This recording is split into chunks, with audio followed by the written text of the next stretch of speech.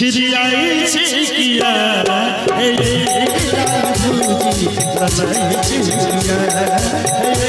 बाबूजी लजाई छिकिया लाल भैया छिड़ियाई छिकिया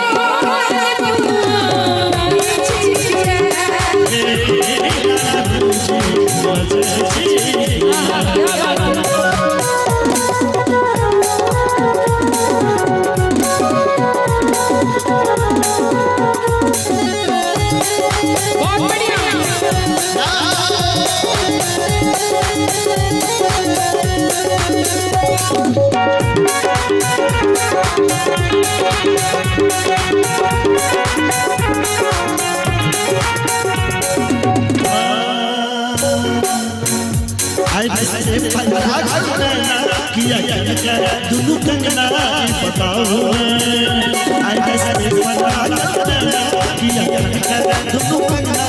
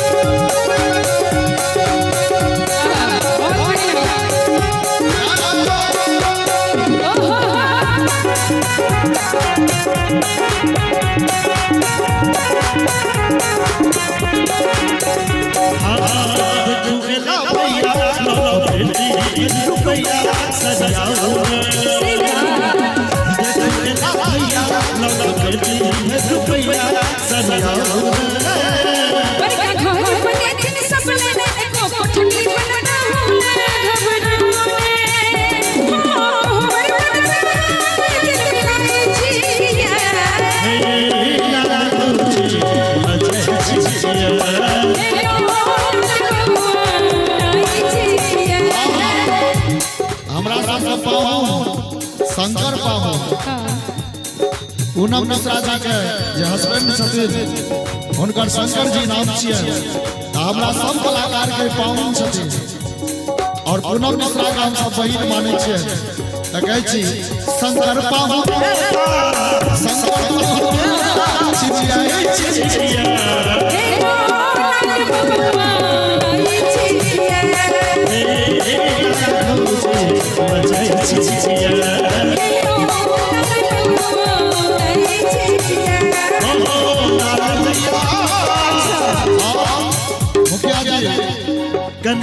हंसी